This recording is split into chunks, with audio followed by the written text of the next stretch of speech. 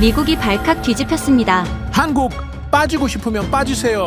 대체할 국가는 널렸습니다. 비자료 100배 인상을 무기로 한국의 조선 기술을 전부 빼앗으려던 미국, 마스가 프로젝트의 제물로 가장 만만한 한국을 선택한 겁니다. 하지만 한국은 굴복 대신 반격을 선택했습니다. 하나오션은 즉시 미국에서 철수를 선언했고 한국인 기술자들이 떠난 지 단 하루 만에 미국 조선업은 완전히 붕괴돼 버렸죠. 심지어 3일 내로 주한미군을 철수시키라는 최후 통첩까지 보내자 백악관은 패닉에 빠졌고 결국 한국에 없던 일로 하자며 고개를 숙였습니다.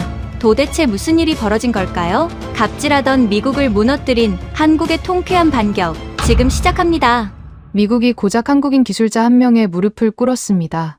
비자 수수료 10만 달러를 뜯으려다 1,500억 달러짜리 해군 조선소를 통째로 날렸어요. 거기서 끝이 아닙니다. 주한미군 철수 통보까지 받았습니다. 한 달 전만 해도 상상할 수 없는 일이었죠. 워싱턴 상무부 사무실에서 에스프레소를 홀짝이며 한국 기술자들의 서명을 기다리던 때가 있었습니다. 128페이지짜리 계약서를 테이블에 올려놓고 1,500억 달러의 무게로 그들의 등을 짓누르면 끝날 줄 알았어요.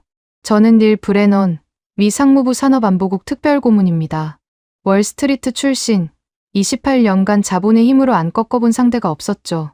그런데 그날 회의실에서 작업복을 입은 58살 한국인 용접공이 수첩에 세 글자를 적고 아무 말 없이 일어섰을 때 저는 그 침묵의 무게를 전혀 읽지 못했습니다. 그게 제 인생 최악의 실수였어요. 그날 아침을 정확히 기억합니다. 상무부 5층 회의실은 제가 가장 좋아하는 공간이었어요. 대리석 바닥에 구두 소리가 울리고 마호가니 테이블 위엔 에스프레소 4잔이 김을 올리고 있었죠. 로웰 장관이 시가를 물고 창가에 서 있었습니다. 오늘로 끝내. 장관의 말은 짧았어요. 필라델피아 해군 조선소 부활 프로젝트. 1,500억 달러를 쏟아붓는 미국 역사상 최대 규모의 군함 건조 사업이었습니다. 문제는 배를 만들 손이 없다는 거였죠. 미국의 도크는 녹슬대로 녹슬었고 용접공은 씨가 말랐습니다. 90년대 이후 30년 동안 제조업의 근육을 전부 내다 버렸으니까요. 그래서 한국을 불렀습니다. 하나오션. 세계 1위 조선소의 기술진 42명을 필라델피아로 데려왔어요. 하지만 우리가 정당한 대가를 치를 생각이었겠습니까? 천만에요. 기술을 빼먹고 껍데기만 돌려줄 계획이었습니다. 회의실 문이 열렸을 때 쇳가루 냄새가 먼저 들어왔습니다. 작업복 차림의 남자가 앞에, 뿔테 안경을 쓴 정장 차림의 남자가 반 발짝 뒤에 섰어요. 최진철, 하나오션 필라델피아 파견 현장 총괄, 그리고 윤상엽, 본사 법무감사 실장. 저는 두 사람의 얼굴을 훑었습니다. 최진철의 왼손바닥에 거대한 화상 흉터가 있었어요. 기름때가 낀 작업복 소매는 해져 있었고 손톱 밑에 검은 쇳가루가 박혀 있더군요. 솔직히 불쾌했습니다. 마호가니와 대리석으로 둘러싸인 이 방에 어울리는 사람이 아니었어요. 저는 속으로 이미 결론을 내리고 있었습니다. 저런 사람들은 숫자 앞에 꼼짝 못한다고요. 앉으시죠. 제가 의자를 권했지만 두 사람은 서 있었습니다. 저는 개의치 않고 국토안보부 공문을 테이블 위에 밀었어요. H-1B 비자 수수료 10만 달러 즉각 인상, 미납시 체류 자격 즉시 박탈 및 추방 절차 개시. 공문의 잉크가 아직 마르지도 않은 따끈따끈한 압박이었습니다. 최진철의 시선이 공문 위에 멈췄어요. 저는 그 순간을 즐겼습니다. 28년간 수없이 봐온 장면이었거든요. 숫자의 무게가 상대의 어깨를 짓누르고 눈빛이 흔들리고 결국 고개가 숙여지는 그 순서를요. 로웰 장관이 시가 연기를 내뿜으며 테이블 반대편으로 걸어왔습니다. 128페이지짜리 계약서를 최진철 앞에 툭 떨어뜨렸어요. 핵심 기술 전부 미국의 연구 귀속. 72페이지에 명시돼 있소. 장관의 목소리엔 협상의 여지가 없었습니다. 1,500억 달러를 쥔 자의 당연한 권리라는 듯이요. 저는 몽블랑 만년필을 꺼내 최진철 앞에 놓았습니다. 서명만 하시면 됩니다. 간단하죠. 에스프레소를 한 모금 마셨어요. 커피 향이 참 좋았습니다. 승자의 여유란 이런 거였죠. 바로 그때 에드워드 첸이 끼어들었습니다. 미 해군 조선소 수석 엔지니어. 30년간 필라델피아의 녹슨 도크를 지켜온 사람이에요. 브레넌 고문. 잠깐만요. 첸의 목소리가 다급했습니다. 이분들은 돈으로 대체할 수 없는 장인입니다. 필라델피아 3번 도크의 배수관을 18시간 만에 살려낸 팀이에요. 우리 엔지니어로는 일주일이 걸리는 작업을요. 첸은 진심이었습니다. 기술자의 눈으로 기술자의 가치를 정확히 알고 있었으니까요. 저는 테이블 아래로 발을 뻗어 첸의 정강이를 걷어찼습니다. 첸이 입을 다물었어요. 이 자리에서 한국인의 가치를 높여줄 필요는 없었습니다. 값을 올려봐야 손해보는 건 우리였으니까요. 저는 다시 최진철을 봤습니다. 분노로 이를 갈거나 최소한 억울함을 호소할 줄 알았어요. 28년간 그래왔으니까요. 숫자로 조이면 감정이 터지고 감정이 터지면 협상력을 잃습니다. 그런데 이상했습니다. 최진철의 표정에 아무것도 없었어요. 분노도, 두려움도, 당혹감도요. 윤상엽도 마찬가지였습니다. 뿔테 안경 너머의 눈동자가 감정의 미동 없이 계약서 위를 훑고 있었어요. 72페이지에서 잠깐 멈췄다가 74페이지로 넘어갔습니다. 손가락이 74페이지 위에서 2초쯤 머물렀을까요? 윤상엽이 고개를 아주 미세하게 끄덕였습니다. 최진철을 향한 것이었어요. 저는 그 끄덕임의 의미를 몰랐습니다. 알았어야 했는데요. 최진철이 주머니에서 뭔가를 꺼냈습니다. 몽블랑 만년필이 아니었어요. 손때가 까맣게 묻은 낡은 수첩이었습니다. 표지가 해져서 속이 비칠 정도였죠. 저는 코웃음이 나왔습니다. 1,500억 달러짜리 계약서 앞에서 저 허름한 수첩을 꺼내 뭘 하겠다는 걸까요? 최진철은 수첩을 펴고 볼펜을 꺼내 뭔가를 또박또박 눌러 적었습니다. 서명이 아니었어요. 계약서엔 손도 대지 않았습니다. 자기 수첩에 자기 글씨로 천천히 적었을 뿐이에요. 적고 나서 수첩을 덮지 않았습니다. 한 장을 찢어 테이블 위로 밀었어요. 그리고 윤상엽과 동시에 일어섰습니다. 한마디도 없었습니다. 사정도, 항의도, 악수도 없었어요. 두 사람은 기계처럼 정확하게 돌아섰고 회의실 문을 열고 나갔습니다. 문이 닫히고 정적이 내려앉았습니다.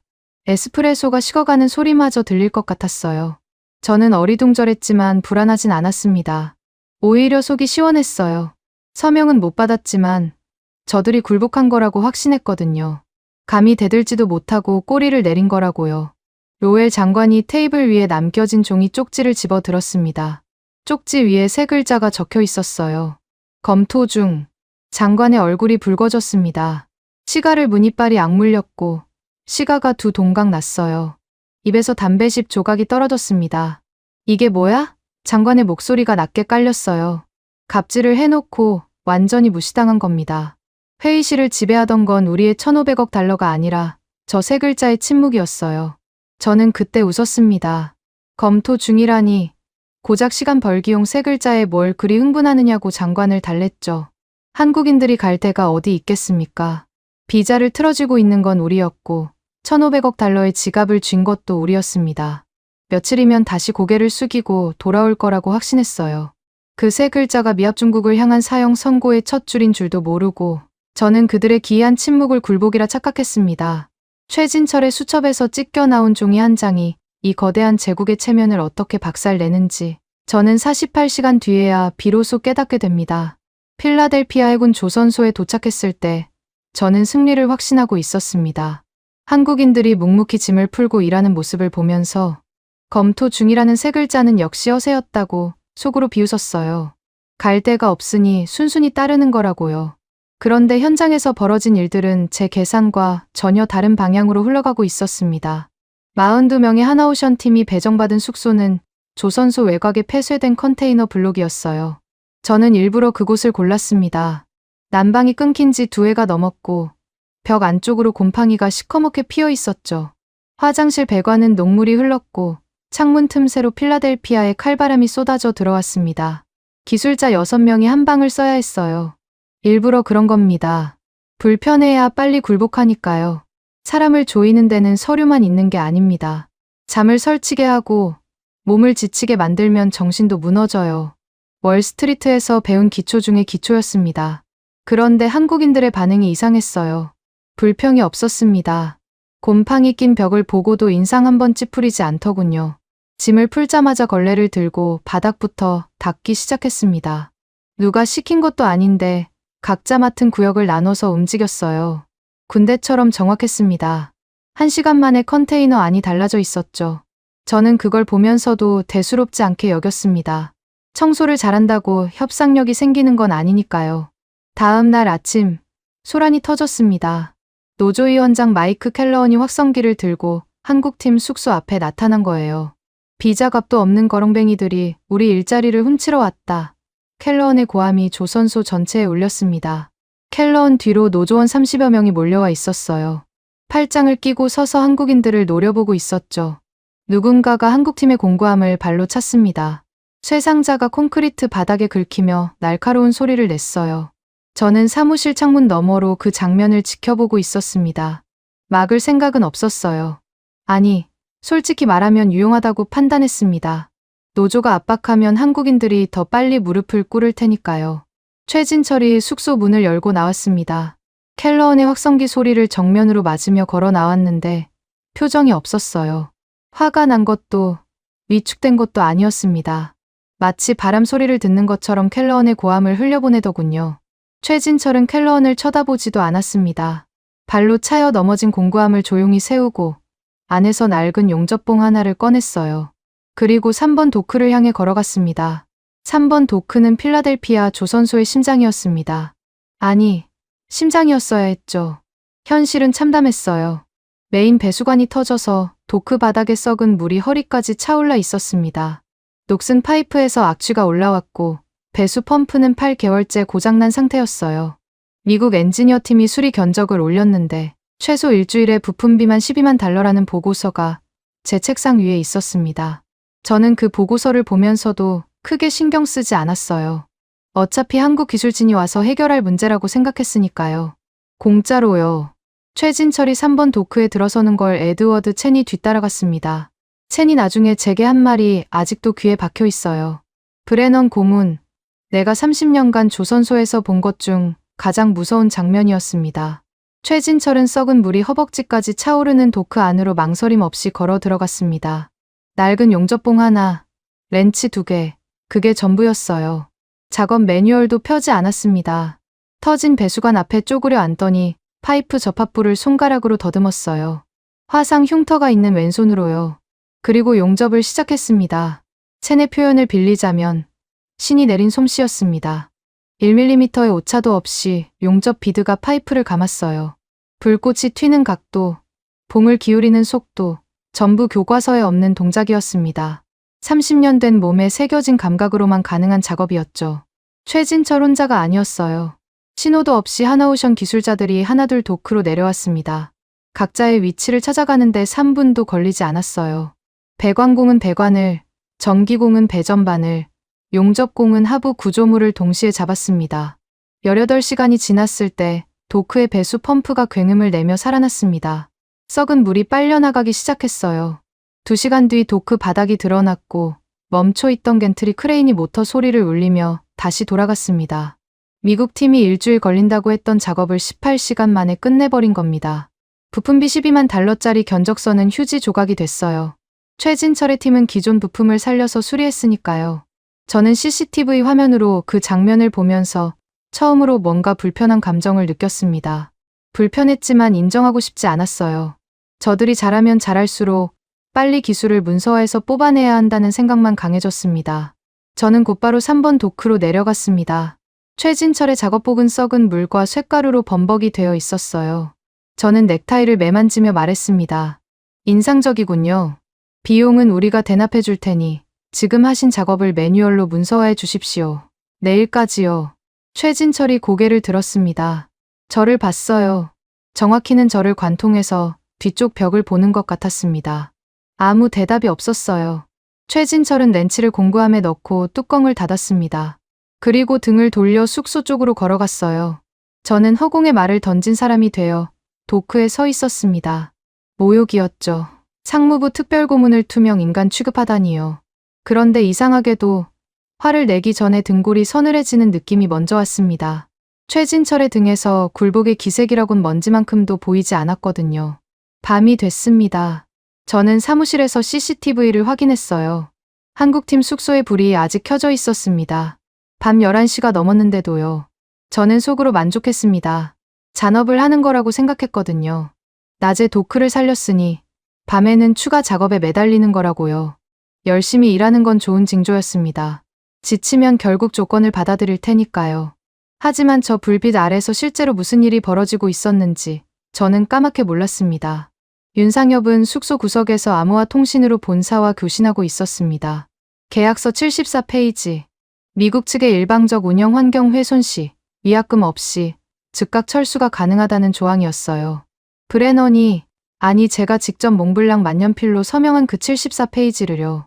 윤상엽은 그 조항을 완벽한 법리적 무기로 벼리고 있었습니다. 동시에 서울의 청와대 안보실과 한라인을 연결했어요.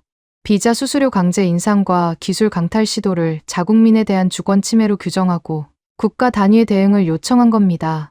일개 기업의 노사 분쟁이 아니라 대한민국 국민 42명의 생존권이 걸린 외교 사안으로 격상시킨 거였죠. 기술자들도 잠을 자는 게 아니었습니다. 각자의 노트북 앞에 앉아 조선소, 서버에 연결된 자신들의 작업 코드를 역으로 묶어버리는 작업을 조용히 수행하고 있었어요. 단순한 비밀번호 변경이 아니었습니다. 알고리즘 자체를 원천 암호화해서 한국 기술진 없이는 시스템의 숨통 자체가 끊어지도록 만드는 작업이었죠. 한 땀 한 땀 정밀하게요. 최진철은 방 한쪽에서 수첩을 펴고 타임라인을 기록하고 있었습니다. 분 단위로 짜인 철수 동선이 빼곡히 적혀 있었어요. 숙소에서 공항까지, 공항에서 서울까지 모든 경로가 계산되어 있었습니다. 저는 CCTV의 흐릿한 화면을 보며 잔업이라고 판단했지만 실제로 그 불빛 아래서는 미합 중국의 1,500억 달러짜리 심장을 멈출 준비가 착착 진행되고 있었습니다. 도크의 심장은 다시 뛰기 시작했지만 그 심장 박동기를 쥔 자가 누구인지 저는 끝내 보지 못했습니다. 18시간 만에 죽은 도크를 살려낸 손이 그 도크를 영원히 멈출 수 있는 손이기도 하다는 사실을요. 저는 에스프레소를 한 잔 더 내리며 내일의 승리를 그리고 있었습니다. 한국인들은 결국 서명할 거라고 갈 데가 없으니까요. 제 오만함은 그날 밤 정점을 찍었습니다. 필라델피아 해군 조선소에 도착했을 때 저는 승리를 확신하고 있었습니다. 한국인들이 묵묵히 짐을 풀고 일하는 모습을 보면서 검토 중이라는 세 글자는 역시 허세였다고 속으로 비웃었어요. 갈 데가 없으니 순순히 따르는 거라고요. 그런데 현장에서 벌어진 일들은 제 계산과 전혀 다른 방향으로 흘러가고 있었습니다.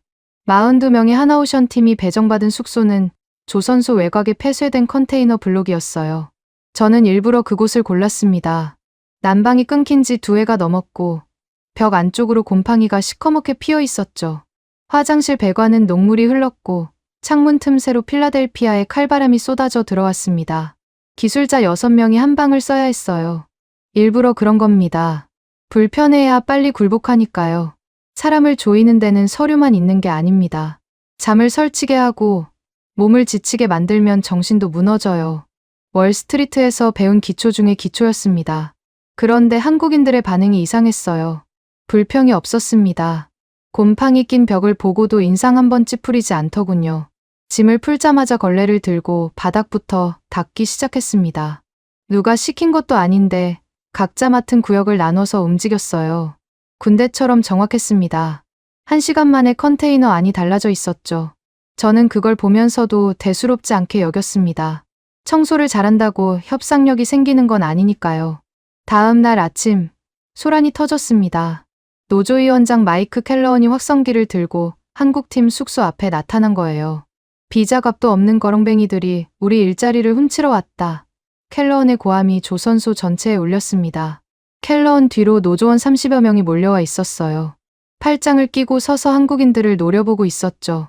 누군가가 한국팀의 공구함을 발로 찼습니다. 쇠상자가 콘크리트 바닥에 긁히며 날카로운 소리를 냈어요. 저는 사무실 창문 너머로 그 장면을 지켜보고 있었습니다. 막을 생각은 없었어요. 아니, 솔직히 말하면 유용하다고 판단했습니다. 노조가 압박하면 한국인들이 더 빨리 무릎을 꿇을 테니까요.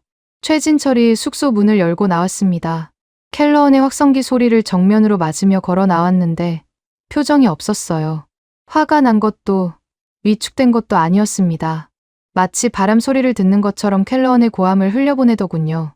최진철은 켈러원을 쳐다보지도 않았습니다. 발로 차여 넘어진 공구함을 조용히 세우고 안에서 낡은 용접봉 하나를 꺼냈어요. 그리고 3번 도크를 향해 걸어갔습니다. 3번 도크는 필라델피아 조선소의 심장이었습니다. 아니, 심장이었어야 했죠. 현실은 참담했어요.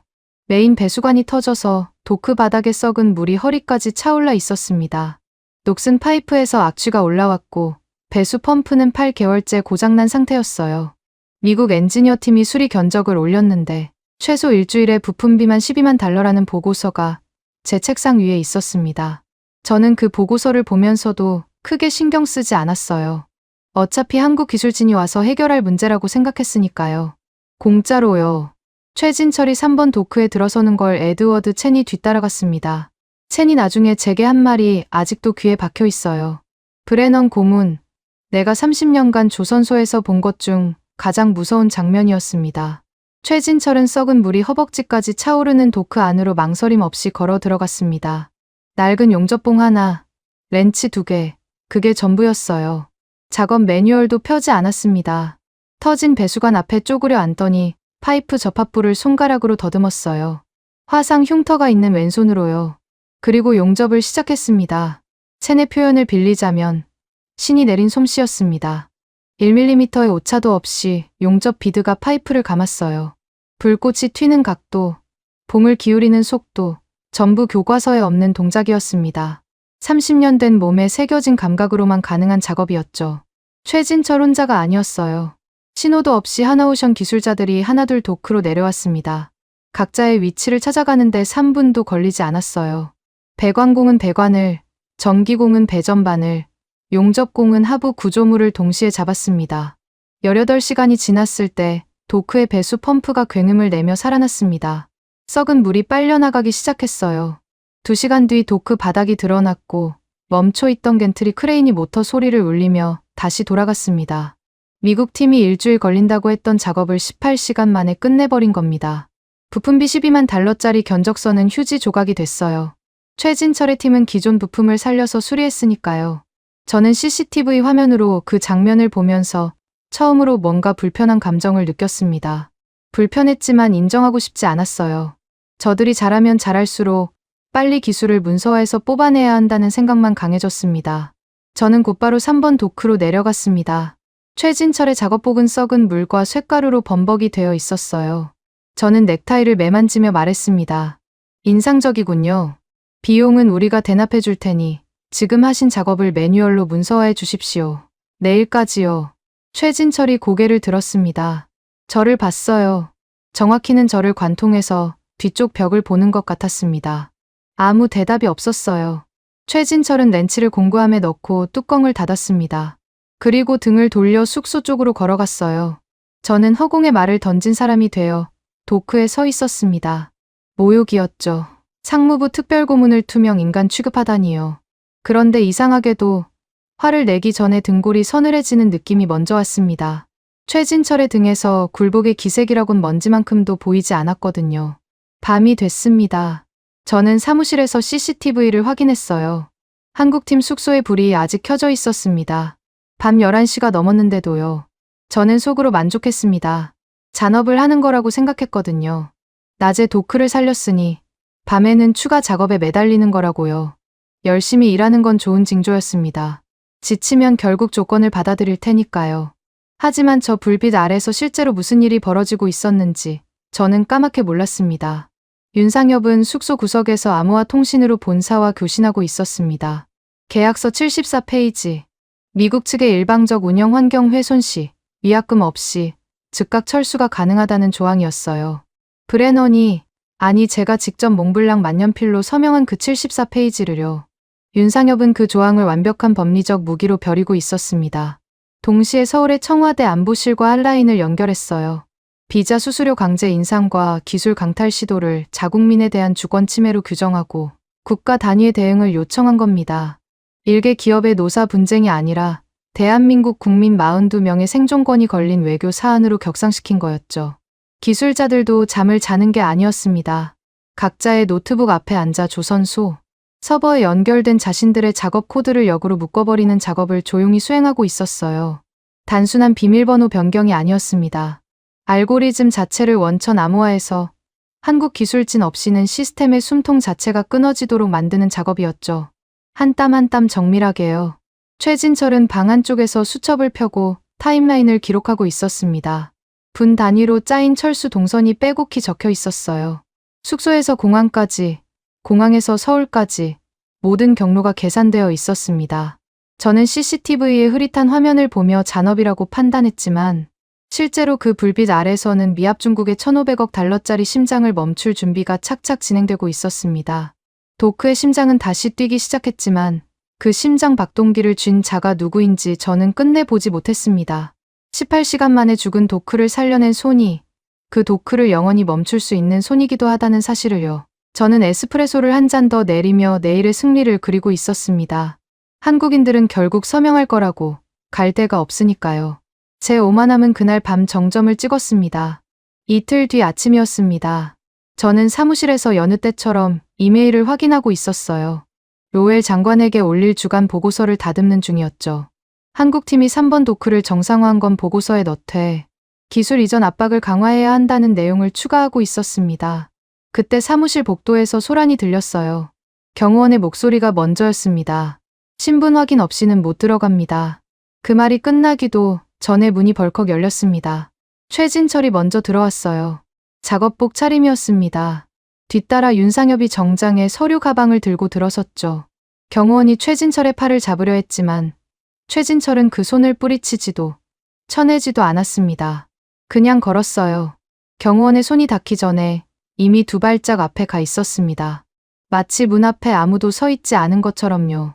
저는 의자에서 반쯤 일어서다 말았습니다. 예고 없는 방문이었어요.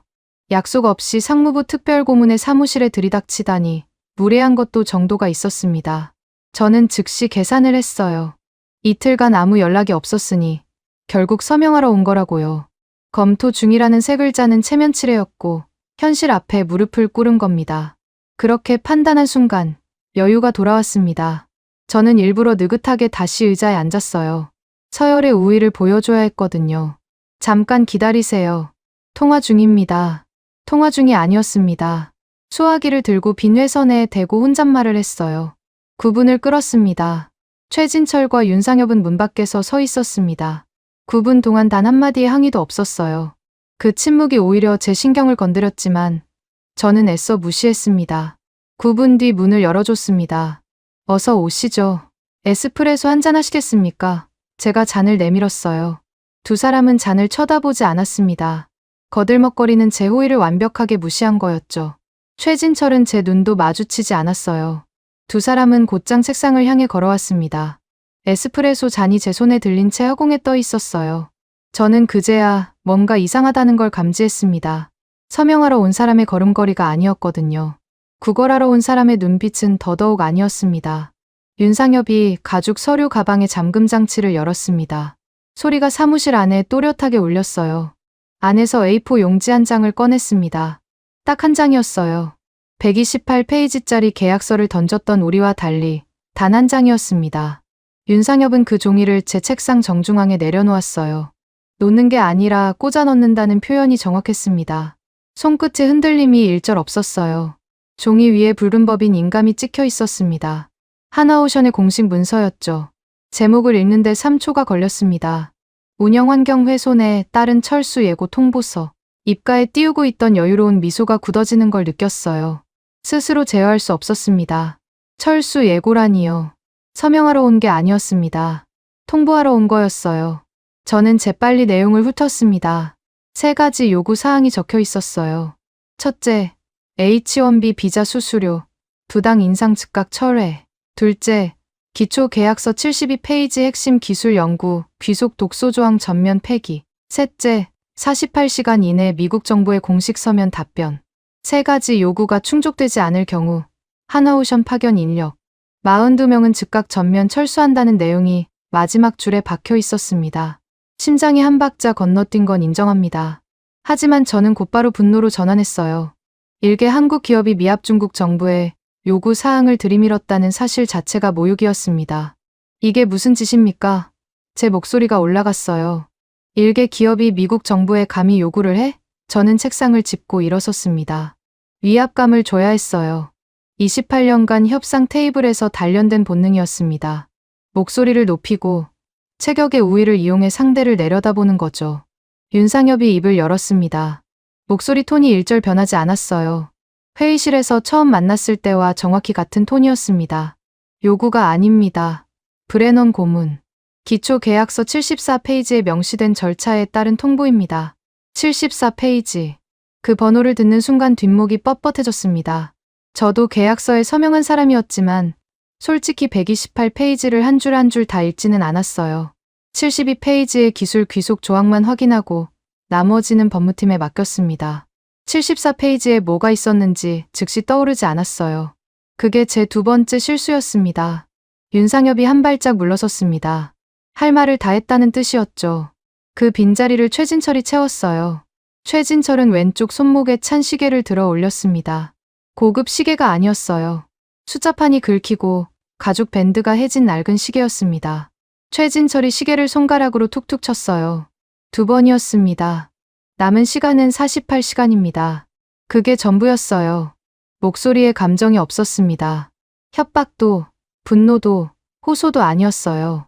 시간을 알려주는 것뿐이었습니다.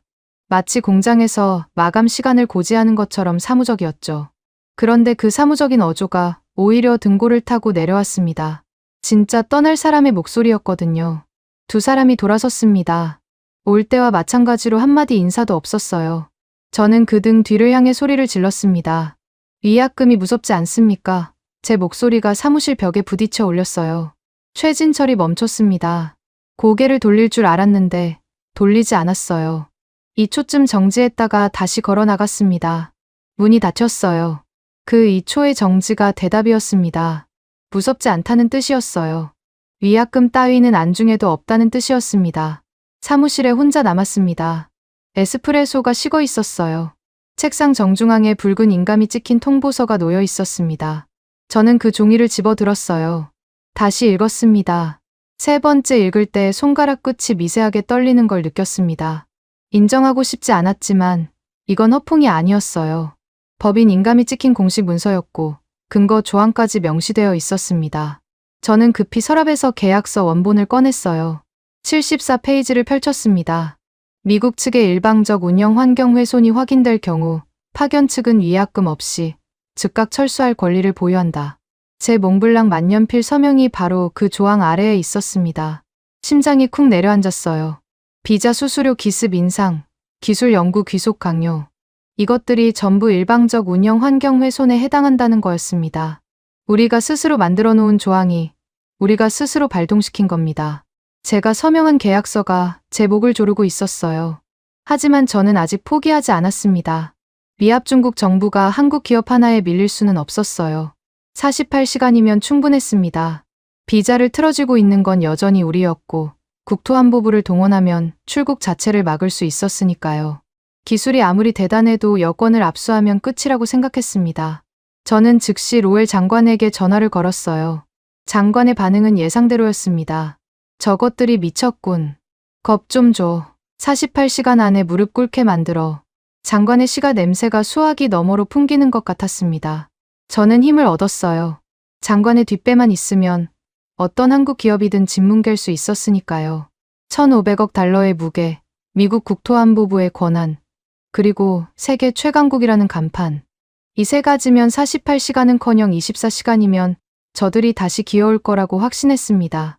내 책상 위에 남겨진 붉은 인감 문서는 48시간짜리 시한폭탄의 카운트다운을 알리고 있었습니다.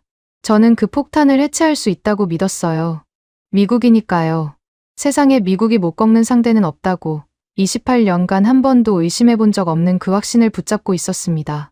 에드워드 첸이 복도에서 마주쳤을 때 한마디 했어요. 고문, 저 사람들은 진심입니다. 허세가 아니에요. 저는 첸의 어깨를 툭 치며 웃었습니다. 진심이면 뭐 어떻습니까? 여긴 미국이에요. 그 말이 제 입에서 나온 마지막 허세였습니다. 48시간의 시계가 째깍거리기 시작하자 로엘 장관이 움직였습니다. 장관은 저를 상무부 집무실로 불렀어요. 시가 연기가 자욱한 방 안에서 장관이 내놓은 작전은 이랬습니다. 비자 수수료를 3년 분할 대출로 깎아주는 척해. 이자 1%.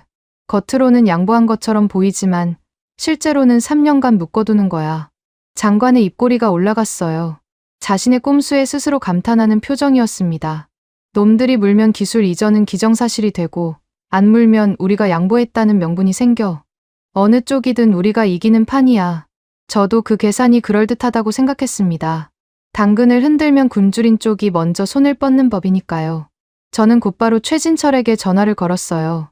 신호음이 3번 울렸습니다. 최진철이 받았어요. 저는 최대한 관대한 목소리를 만들었습니다. 최 총괄, 우리도 상황을 재검토했습니다.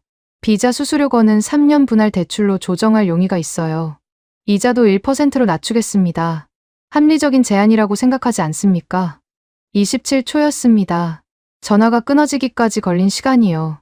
최진철은 단 한마디도 하지 않았어요. 제 제안을 듣고 끊은 건지 아니면 제 목소리를 확인하자마자 끊은 건지도 알 수 없었습니다. 저는 다시 걸었어요. 통화 중이었습니다. 3번째 시도에서 수신 거부 안내 메시지가 흘러나왔습니다. 4번째도 같았어요. 5번째도요. 최진철이 제 번호를 완전히 차단해버린 겁니다. 상무부 대표 번호로 걸어도 마찬가지였어요. 하나오션 측의 모든 회선이 먹통이었습니다. 수화기를 내려놓았을 때 손바닥에 땀이 배어 있었습니다. 저는 그 땀을 바지에 문질러 닦으며 스스로를 다독였어요. 전화를 안 받는 건 겁을 먹은 거라고, 대출 제안을 내부에서 검토하느라 바쁜 거라고요. 하지만 27초라는 숫자가 머릿속에서 떠나지 않았습니다. 27초면 제 첫 문장이 채 끝나기도 전이었어요. 듣지도 않고 끊었다는 뜻이었습니다. 제안 자체를 검토할 가치가 없다고 판단한 거였죠. 로웰 장관에게 보고하자 장관의 얼굴이 일그러졌습니다. 직접 가. 눈앞에서 종이를 들이밀어. 전화로 될 일이 아니야. 장관의 목소리가 날카로웠어요. 시가를 씹듯 깨물고 있었습니다. 저는 차를 타고 필라델피아로 향했어요. 2시간 반 거리였습니다. 운전하는 내내 머릿속으로 시나리오를 짰어요. 대출 제안을 다시 들이밀되 거부하면 국토안보부의 출국 금지 명령과 자산 동결을 경고한다. 미합 중국 영토에서 미국 정부의 허가 없이는 한 발짝도 움직일 수 없다는 걸 각인시키는 거였습니다. 여권을 틀어주면 끝이에요. 아무리 기술이 대단해도 공항 게이트를 통과하지 못하면 소용없으니까요. 조선소 정문을 지나 컨테이너 숙소 앞에 차를 세웠습니다. 문을 두드렸어요. 응답이 없었습니다. 3번 더 두드렸어요. 안에서 발소리가 들렸고 문이 열렸습니다. 최진철이 서 있었어요. 작업복 차림이 아니었습니다. 깨끗한 남색 점퍼를 입고 있었어요. 저는 그 옷차림에 신경 쓰지 않았습니다. 지금 생각하면 그게 3번째 실수였어요.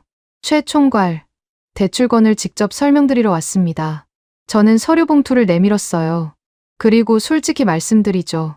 이 제안을 거부하시면 국토안보부에 출국 금지 요청을 올릴 수밖에 없습니다. 위약금 소송도 함께요. 미국 법정에서 몇 년을 끌 각오가 되셨습니까?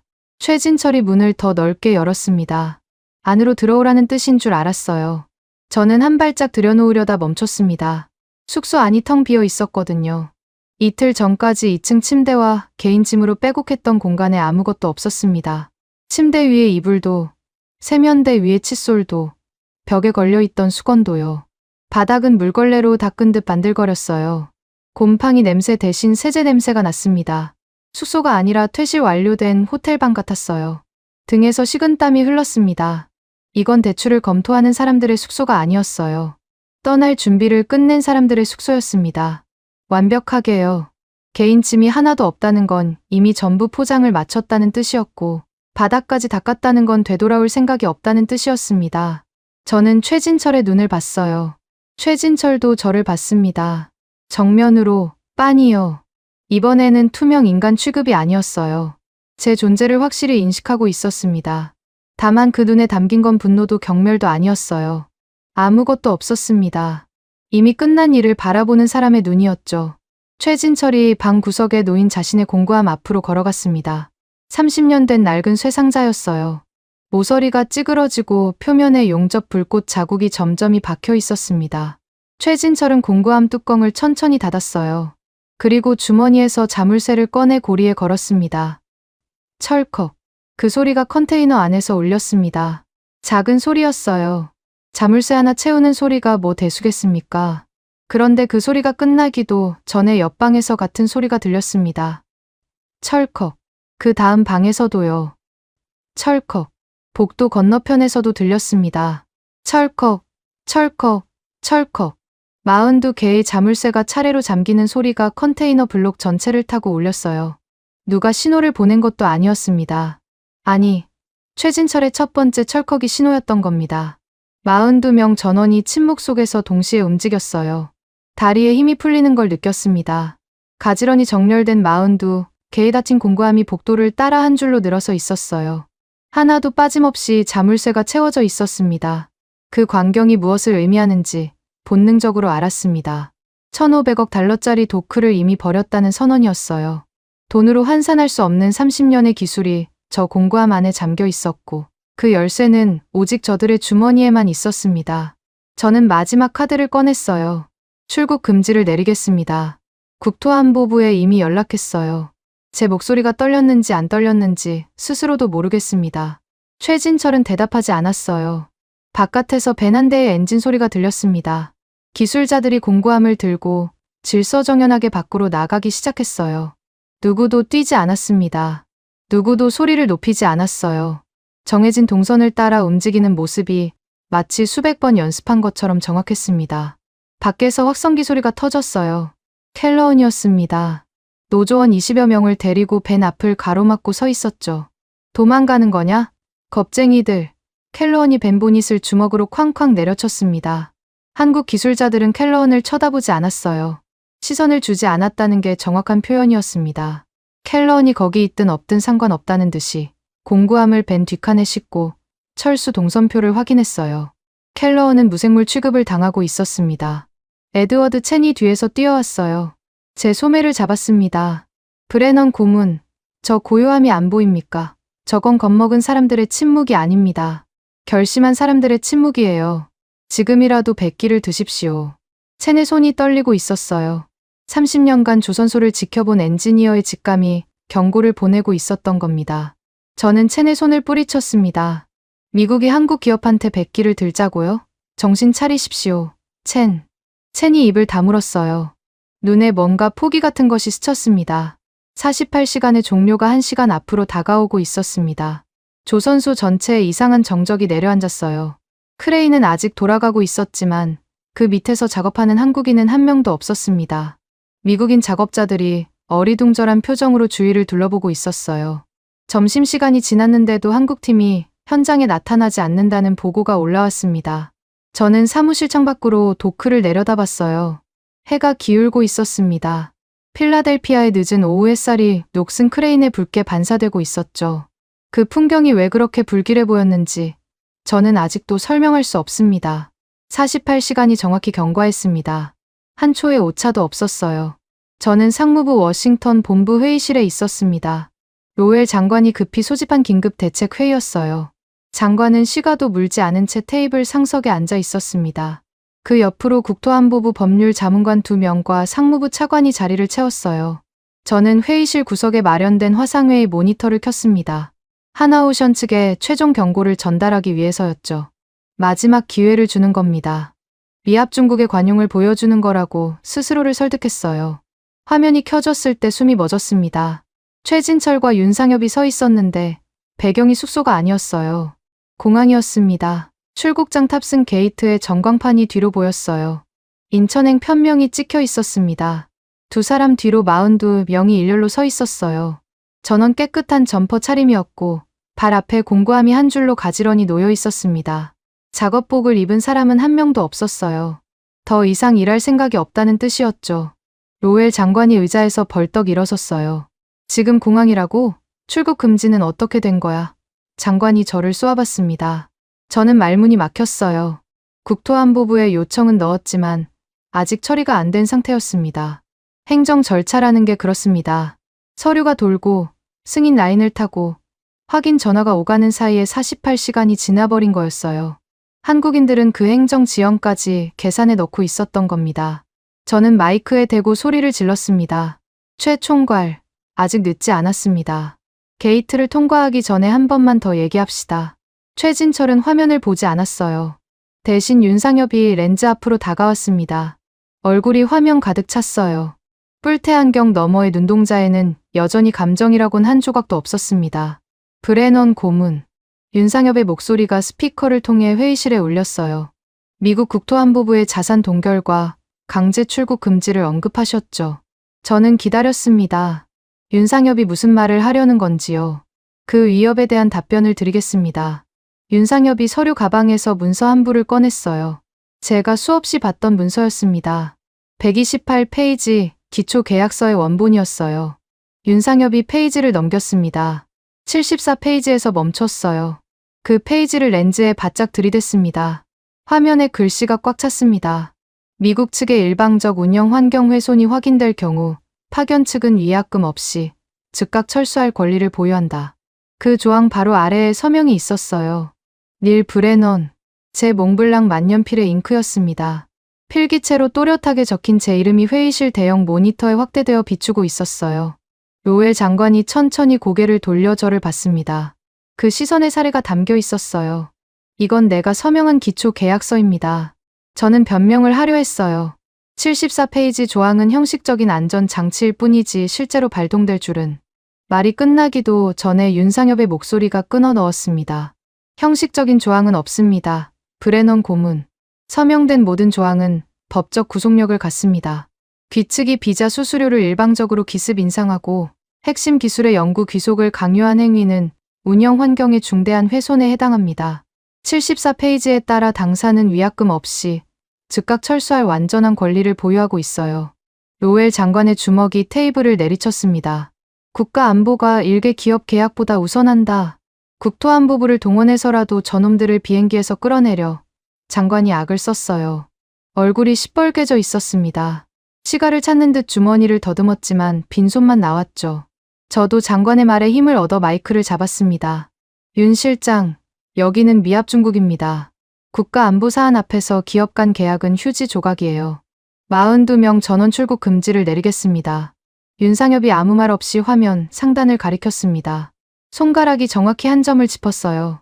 화면 오른쪽 위에 빨간 점이 깜빡이고 있었습니다. 녹화 버튼이었어요. 저는 처음에 그게 뭔지 몰랐습니다. 윤상엽이 입을 열었어요. 지금 이 화상회의는 실시간으로 녹화 중입니다. 동시에 런던, 제네바, 서울의 글로벌 로펌 3곳과 국제인권단체 2곳에 라이브 전송되고 있습니다. 회의실의 공기가 얼어붙었어요. 국토안보부 법률자문관 2명이 동시에 의자에서 일어섰습니다. 장관님, 이건 즉각 중단해야 합니다. 국제법 위반 소지가. 로웰 장관이 자문관을 손으로 제지했어요. 하지만 장관의 손이 떨리고 있었습니다. 미국 정부가 외국인 기술자의 자유로운 출국을 무력으로 저지하겠다는 발언이 현재 기록되고 있습니다. 윤상엽의 목소리에는 경고의 톤조차 없었어요. 사실을 읽어주는 것뿐이었습니다.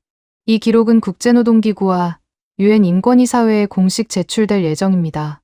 저는 입을 다물었어요. 아무 말도 할 수 없었습니다. 카메라 앞에서 불법 억류를 명령한 제 얼굴과 목소리가 전 세계 로펌에 전송되고 있다는 현실이 뒤통수를 때렸거든요. 바로 그 순간이었습니다. 회의실 벽면의 서브 모니터가 갑자기 켜졌어요. CNN 긴급 속보였습니다. 빨간 자막이 화면 하단을 가로지르고 있었죠. 저는 자막을 읽었어요. 눈을 의심했습니다.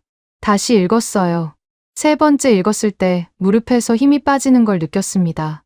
대한민국 국방부 대변인이 브리핑대 앞에 서 있었어요. 대한민국 정부는 미합중국 정부의 자국 기술진에 대한 일련의 행위를 국가적 불법 억류 시도로 간주합니다. 대변인의 목소리는 단호했어요. 원고를 읽는 게 아니라 선전포고를 하는 어조였습니다. 이에 따라 첫째, 한미 방위비 분담금 협상은 오늘부로 전면 백지화합니다. 둘째, 대한민국 정부는 주한 미군 전원의 72시간 내 철수를 공식 통보합니다. 회의실이 무너지는 줄 알았어요. 로웰 장관이 비명을 질렀습니다. 진짜 비명이었어요. 의자가 뒤로 밀리면서 장관의 몸이 기울어졌고 팔꿈치가 테이블 모서리를 스치며 바닥에 주저앉았습니다. 미쳤어. 미쳤어. 미쳤어. 장관이 중얼거렸어요. 시가 10만 달러 비자 수수료로 한국의 기술을 삥 뜯으려다 태평양 동맹 구조 전체를 폭파시킨 겁니다. 주한미군 28,000명의 철수. 방위비 협상 백지화. 한반도에서 미군이 빠지면 중국과 북한 앞에 서태평양 방어선에 구멍이 뚫린다는 건 초등학생도 아는 상식이었어요. 고작 비자 수수료 삥 뜯으려다 제국의 태평양 전략이 통째로 날아가는 현실이 눈앞에서 펼쳐지고 있었습니다. 윤상엽의 목소리가 스피커를 통해 마지막으로 울렸습니다.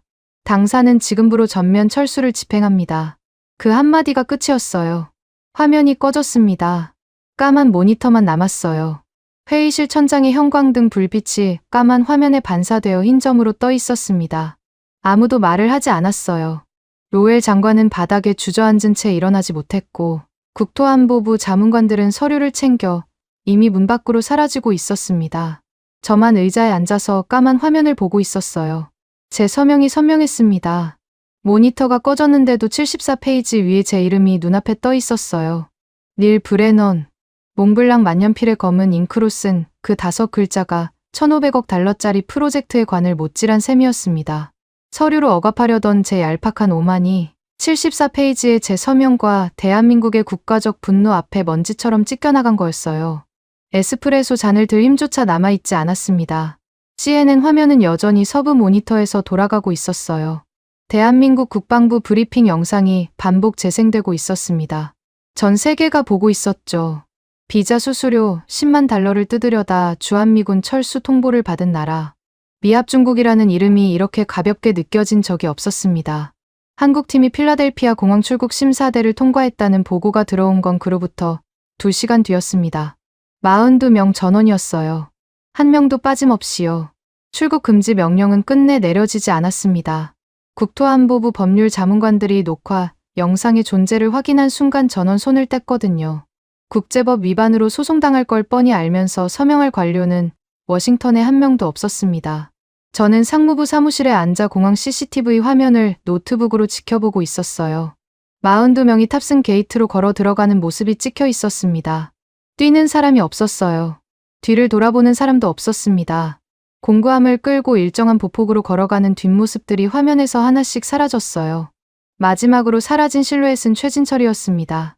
왼손에 30년 된 공구함을 들고 오른손에 낡은 수첩을 쥔 채 게이트 안으로 들어가기 직전 손목시계를 한번 확인했어요. 그리고 사라졌습니다. 화면에서 마지막 사람이 사라진 시각을 기록했습니다. 그로부터 정확히 12분 뒤 제 노트북 화면 한쪽에 띄워놓은 필라델피아 조선소 모니터링 시스템에 경고창이 떴어요. 빨간색이었습니다. 메인 서버 셧다운 경고. 저는 반사적으로 IT 팀장에게 전화를 걸었어요. 서버에 무슨 문제가 생겼습니까? IT 팀장의 목소리가 갈라져 있었습니다. 브레넌 고문, 문제가 아닙니다. 서버가 죽었어요. 완전히요. 저는 차를 타고 필라델피아로 달렸습니다. 고속도로에서 과속 딱지를 2장 받았어요. 신경 쓸 여유가 없었습니다. 조선소 정문을 통과하자마자 이상한 게 느껴졌어요. 소리가 없었습니다. 이틀 전까지만 해도 귀를 찢는 용접, 불꽃 소리와 크레인 모터의 저음이 24시간 쉬지 않고 울렸던 곳이에요. 지금은 바람 소리만 들렸습니다. 3번 도크로 뛰어갔어요. 용접 라인이 멈춰 있었습니다. 2000도짜리 불꽃이 일제히 꺼져 있었어요. 아크 용접기의 전원 표시등이 까만 채로 늘어서 있었습니다. 저는 IT 센터로 달려갔어요. 팀장이 모니터 5대 앞에 앉아서 머리를 쥐어뜯고 있었습니다. 뭘 한 겁니까? 비밀번호를 바꿔놓은 건가요? 제가 물었어요. 팀장이 고개를 저었습니다.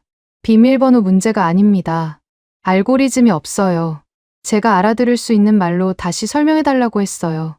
팀장의 대답은 이랬습니다.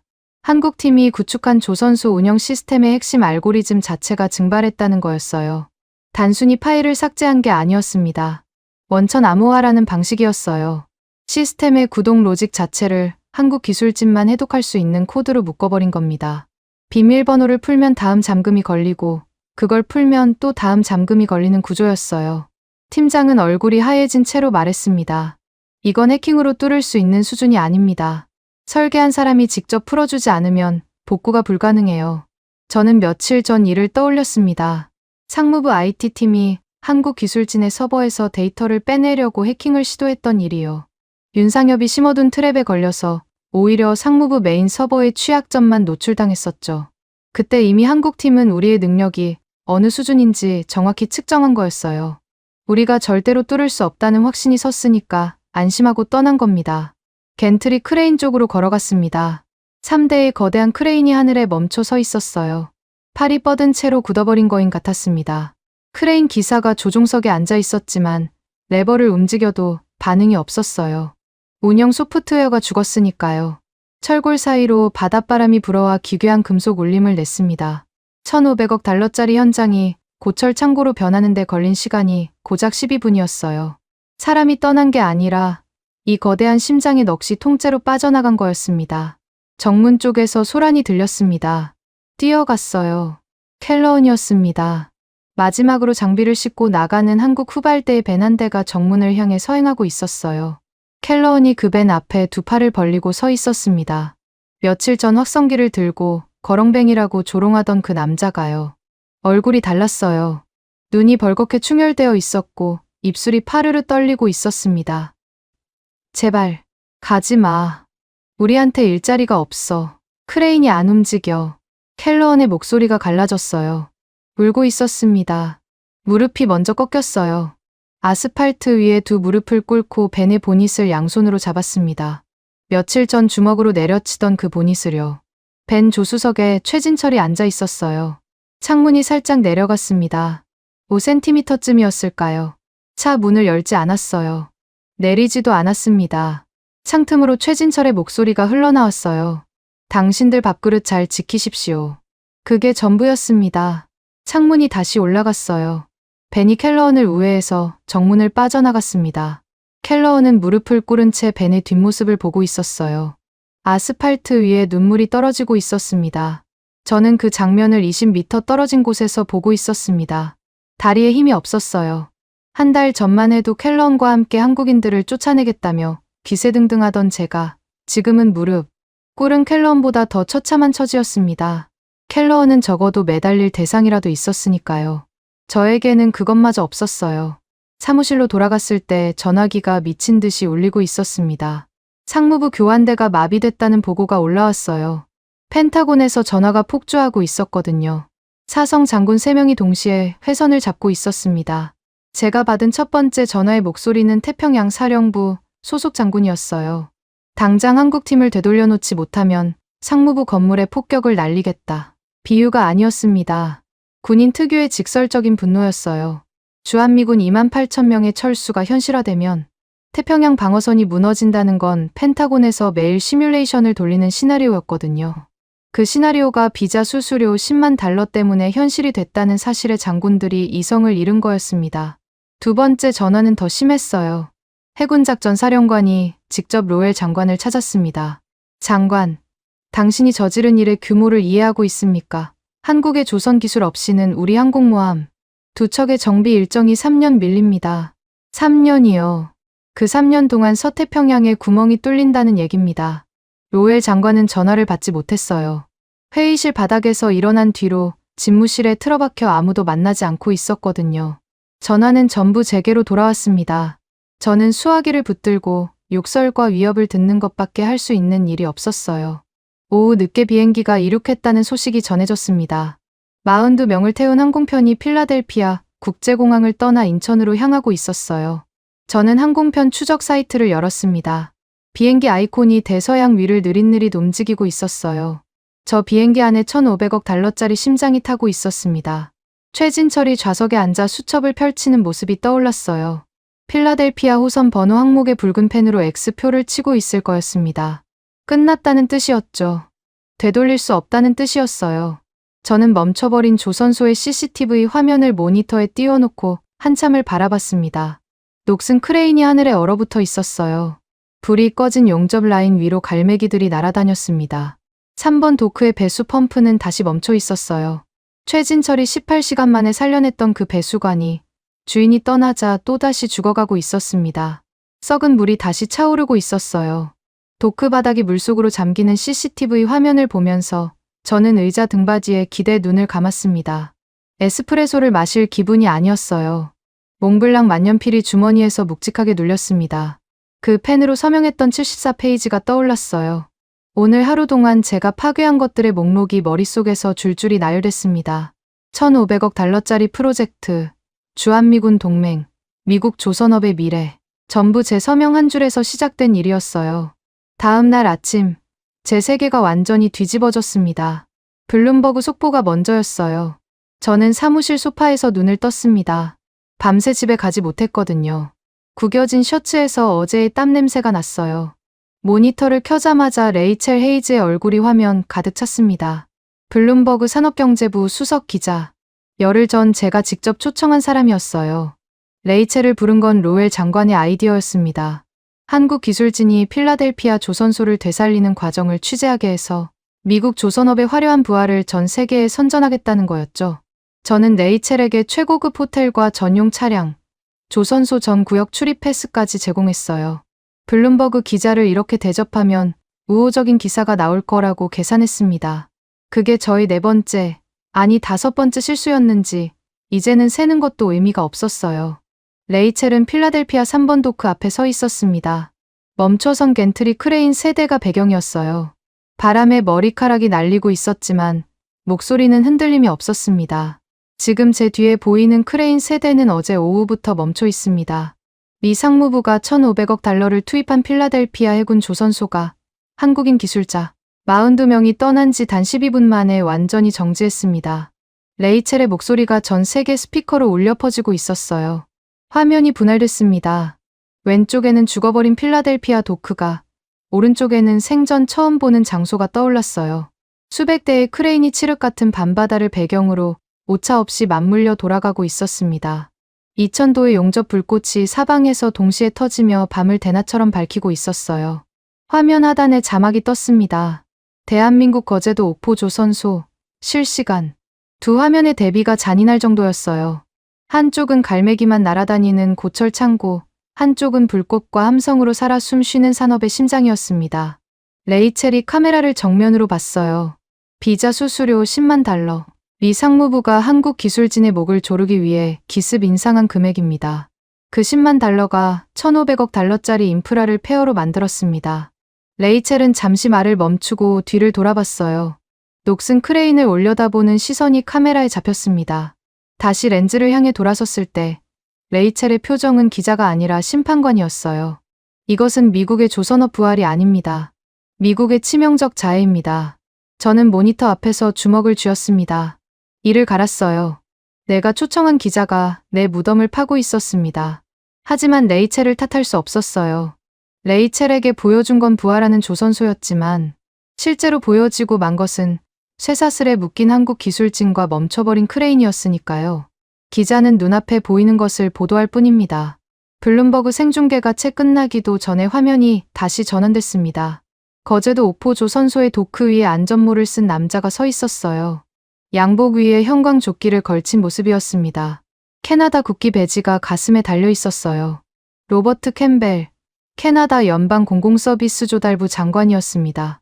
저는 캠벨의 이름을 알고 있었어요. 국제 방산 조달 분야에서 가장 기민한 인물로 꼽히는 사람이었거든요. 그런데 캠벨이 왜 거제도에 있는 겁니까? 심장이 쿵 내려앉았어요. 캠벨 옆에 최진철이 서 있었습니다. 작업복 차림이었어요. 어제 필라델피아를 떠난 사람이 이미 거제도 도크 위에 서 있었습니다. 비행기에서 내리자마자 집에도 들르지 않고 현장으로 직행한 거였어요. 42명 전원이 그랬다는 보도가 이어졌습니다. 공항에서 곧바로 거제도로 이동해 새 프로젝트에 투입됐다고요.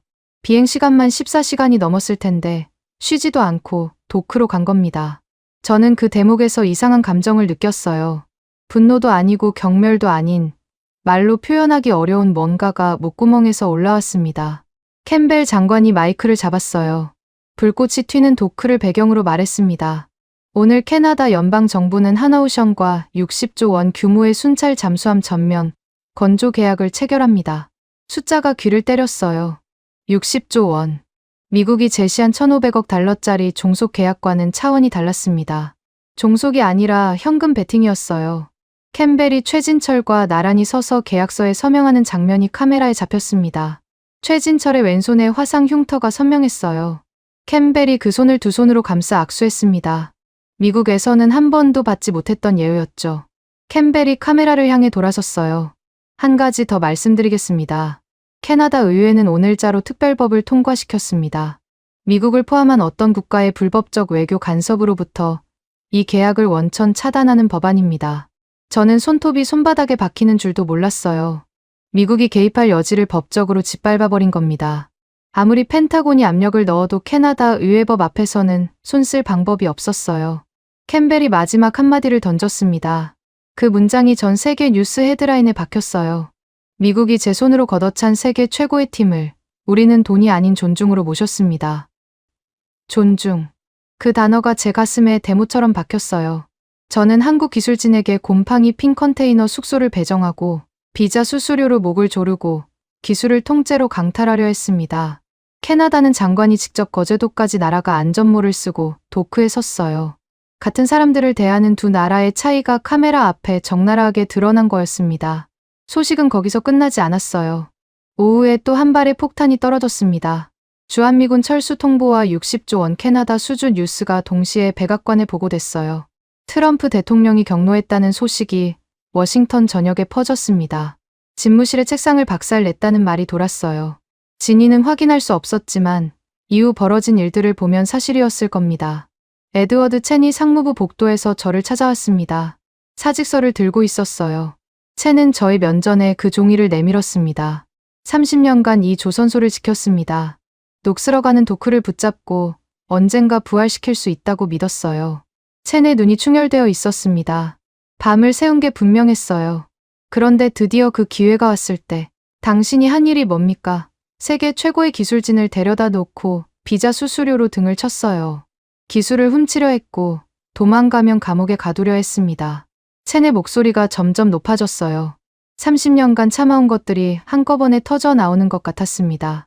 우리가 쫓아낸 건 한국인이 아닙니다. 미국의 패권이었어요. 첸이 사직서를 제 책상 위에 내려놓았습니다. 붉은 인감 대신 첸의 30년 경력이 적힌 이력서가 함께 놓여 있었어요. 이 조선소는 끝났습니다. 아니, 당신이 끝냈어요. 브레넌. 첸이 돌아서 나갔습니다. 복도에 발소리가 멀어졌어요. 저는 사직서를 집어들지 않았습니다. 건드릴 자격이 없다고 느꼈거든요. 30년을 바친 엔지니어의 마지막 항의를 제 손이 더럽힐 수 없었습니다. 해가 질 무렵 노트북에 이메일 한 통이 도착했어요. 발신자는 하나오션 필라델피아 파견팀이었습니다. 제목이 없었어요. 본문도 한 줄이었습니다. 캐나다 프로젝트 투입. 이국 복귀 절대 불가. 발신자 이름은 최진철이었어요. 저는 그 한 줄을 읽고 또 읽었습니다. 절대 불가. 그 네 글자가 최종 선고였어요. 어떤 대출 제한도, 어떤 사과도, 어떤 금액도 저 네 글자 앞에서는 무력했습니다. 최진철은 미국을 완전히 지워버린 거였어요. 모니터 화면에 블룸버그 뉴스가 여전히 돌아가고 있었습니다. 죽은 필라델피아와 불타는 거제도의 분할 화면이 반복 재생되고 있었어요. 캠벨 장관의 존중이라는 한마디가 자막으로 깔리고 레이첼 헤이즈의 치명적 자해라는 분석이 뒤따랐습니다. 전 세계 뉴스룸이 들끓고 있었어요. 동맹의 뒤통수를 치려던 저의 얄팍한 계산은 60조 원짜리 단풍잎의 폭격 앞에 흔적도 없이 증발해버렸습니다. 로엘 장관의 전화도, 펜타곤의 쌍욕도, 첸의 사직서도 전부 제가 자초한 것이었어요. 몽블랑 만년필을 주머니에서 꺼냈습니다. 이 펜으로 74페이지에 서명했던 그날이 떠올랐어요. 자신만만하게 잉크를 긋던 그 손이 지금은 떨리고 있었습니다. 워싱턴의 아침은 평소와 달랐습니다. 의사당 앞에 중계차 28대가 늘어서 있었어요. 미 의회 긴급 청문회가 열리는 날이었습니다. 필라델피아 해군 조선소 사태에 대한 책임 추궁이 목적이었죠. 저는 증인석에 앉아 있었어요. 로엘 장관이 제 오른쪽에 앉아 있었습니다. 넥타이를 매지 않은 로엘 장관의 모습을 처음 봤어요. 시가도 물고 있지 않았습니다. 손가락이 테이블 위에서 미세하게 떨리고 있었죠. 저와 눈을 마주치지 않았어요. 한 달 전만 해도 제 등을 두드리며 오늘로 끝내라고 말하던 사람이었습니다. 청문회장의 의원 12명이 자리를 채웠어요. 위원장이 개회를 선언하자 방청석에 웅성거림이 잦아들었습니다. 카메라 셔터 소리만 간헐적으로 터졌어요. 위원장이 첫 질문을 던지기도 전에 로엘 장관이 마이크를 잡았습니다. 저는 그 순간까지도 장관이 자신의 책임을 인정할 거라고 생각했어요. 비자 수수료 인상을 지시한 건 장관이었고 기술 귀속 조항을 넣으라고 명령한 것도 장관이었으니까요. 저는 실행했을 뿐이라는 변명이라도 할 수 있다고 믿었습니다. 위원장님, 본 사태의 전모를 말씀드리겠습니다. 로엘 장관의 목소리가 회의장에 울렸어요. 떨림이 사라져 있었습니다. 정치인 특유의 단단한 톤이 돌아와 있었죠. 필라델피아 프로젝트의 한국 기술진 관리는 전적으로 산업안보국 특별고문 릴 브레넌의 소관이었습니다. 저는 고개를 돌려 장관을 봤어요. 장관은 정면만 보고 있었습니다. 비자 수수료 기습 인상과 기술 연구 귀속 강요는 브레넌 고문의 독단적인 월권행위였으며 본 장관은 사후에 보고를 받았을 뿐입니다. 귀를 의심했어요. 독단적 월권행위라니요. 장관의 집무실에서 시가 연기를 뿜으며 직접 지시했던 사람이 저 말을 하고 있었습니다. 3년 분할 대출 꼼수를 고안한 것도 장관이었고 놈들 무릎 꿇게 만들라고 악을 쓴 것도 장관이었어요. 저는 마이크를 잡으려 했습니다. 반박해야 했어요. 하지만 손이 마이크에 닿기 전에 로웰 장관이 먼저 말을 이었습니다. 브레넌 고문은 현장 판단을 그르쳐 한미 동맹에 회복 불가능한 손상을 입혔으며 이에 대한 전적인 책임은 해당 개인에게 있습니다. 꼬리 자르기였어요. 교과서적인 워싱턴식 생존 전략이었습니다. 윗선은 깨끗하게 빠지고 실무자가 모든 짐을 짊어지는 구조요. 저는 28년간 그 구조의 수혜자였습니다. 다른 사람의 꼬리를 잘라본 적은 있지만 제가 잘리는 꼬리가 될 줄은 몰랐어요. 방청석에서 웅성거림이 다시 커졌습니다. 카메라가 제 얼굴로 몰려들었어요. 로웰 장관의 입에서 나온 제 이름이 내일 아침 모든 신문의 헤드라인에 박힐 거라는 걸 알았습니다. 저는 입을 열려 했어요. 진실을 말하겠다고, 지시한 사람이 누구인지 밝히겠다고 결심했습니다. 그런데 바로 그 순간 위원장의 보좌관이 허겁지겁 단상으로 뛰어올라왔어요. 위원장의 귀에 뭔가를 속삭였습니다. 위원장의 표정이 굳었어요. 보좌관이 태블릿 화면을 보여줬고 위원장이 고개를 끄덕였습니다. 위원장이 마이크를 잡았어요. 잠시 정회합니다. 회의장이 술렁였습니다. 정회가 아니라 폭풍이 오고 있다는 건 분위기로 알 수 있었어요. 3분 뒤 위원장이 다시 마이크를 잡았습니다. 방금 백악관으로부터 긴급 통보를 수령했습니다. 회의장이 숨을 죽였어요. 대통령은 본 사태의 심각성을 감안하여 상무부 장관 토머스 로웰과 산업안보국 특별고문 닐 브레넌 양인에 대한 즉각 해임을 지시했습니다. 해당 인사 명령은 이미 발효되었습니다. 로웰 장관이 의자에서 굳어버렸습니다. 입이 반쯤 벌어진 채로요. 꼬리 자르기를 시도했는데 꼬리가 아니라 머리통째 잘려나간 거였어요.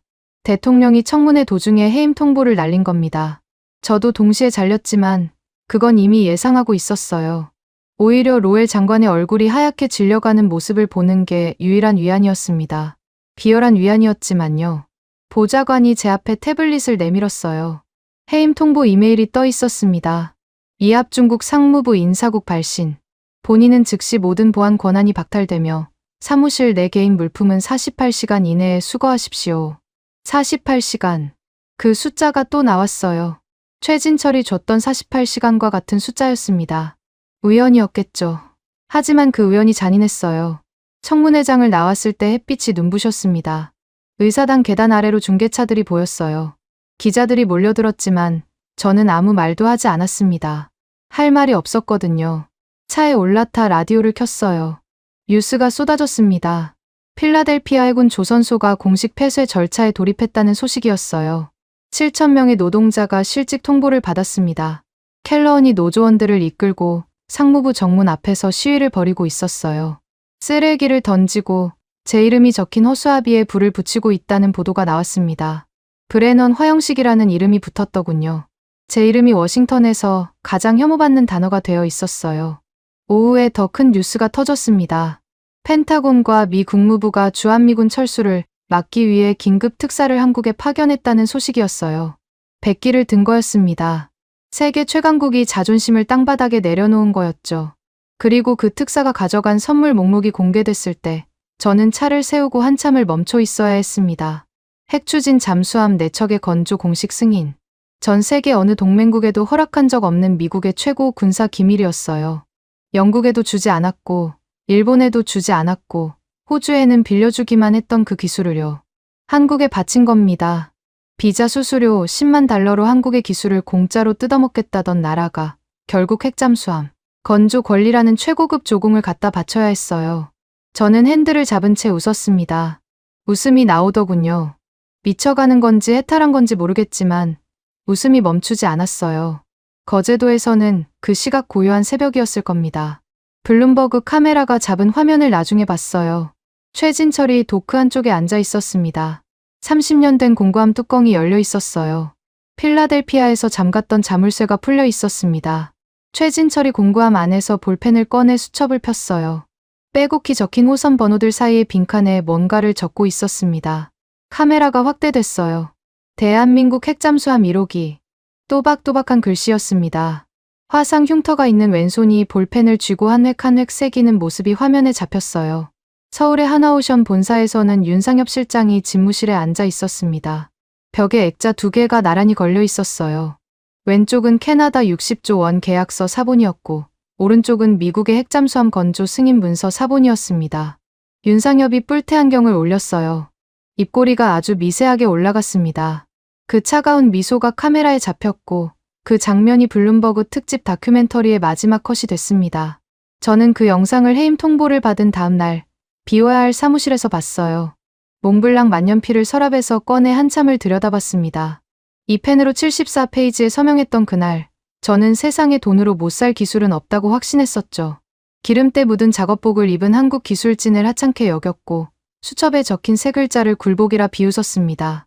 달러와 권력으로 모든 것을 짓밟을 수 있다고 믿었던 그 오만함이 결국 1,500억 달러의 도크를 부수고 미국의 무릎마저 꿀케한 최악의 자충수였음을 이제야 뼈저리게 고백합니다. 몽블랑 만년필을 쓰레기통에 버렸어요.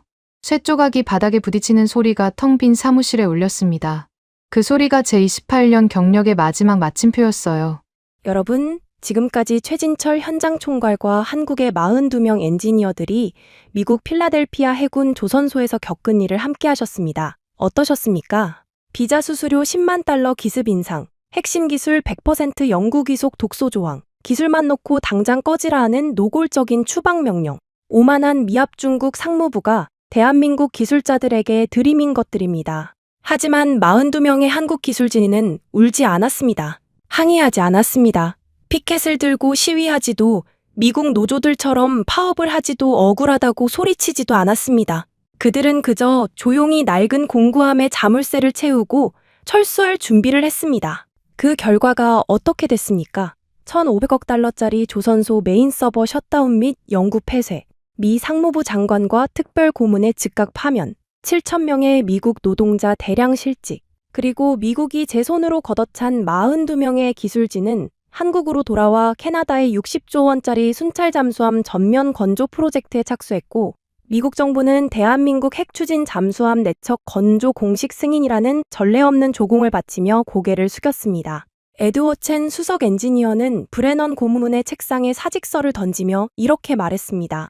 그들은 감정적인 말을 한마디도 하지 않았습니다. 그저 계약대로 했을 뿐입니다. 그게 얼마나 무서운 건지 당신들은 끝까지 몰랐죠. 30년 동안 새벽 5시부터 2,000도짜리 불꽃이 튀는 극한의 현장에 파견돼서 500억 달러짜리 거대한 쇳덩어리 앞에 선 사람들. 용접봉을 잡으면 손끝이 알아서 움직이고 이 손이 조립한 이음새는 단 한 번도 거친 바다 위에서 문제를 일으킨 적 없는 사람들. 미국 상무부는 그 사람들을 천문학적인 달러로 굴복시킬 수 있다고 믿었습니다. 10만 달러의 청구서와 억류 협박으로 쫓아낼 수 있다고 생각했습니다. 틀렸습니다. 세상에는 오만한 서류 쪼가리와 달러로 꺾을 수 없는 것이 있습니다. 그리고 그걸 증명한 건 화려한 외교관도 정치인도 아닌 기름때 묻은 낡은 작업복을 입은 대한민국의 기술자들이었습니다. 이 이야기가 더 많은 분들께 닿아야 한다고 생각하신다면 지금 영상을 공유해 주십시오. 여러분의 공유가 대한민국 기술자들의 자존심을 세상에 알리는 일이 됩니다. 가슴이 뜨거워지셨다면 댓글에 공구함 3글자만 남겨주십시오. 지금까지 여러분의 영원한 말동무, 감동을 더하다 였습니다. 세계를 놀라게 한 대한민국. 다음 영상에서도 계속됩니다. 좋은 하루 되세요.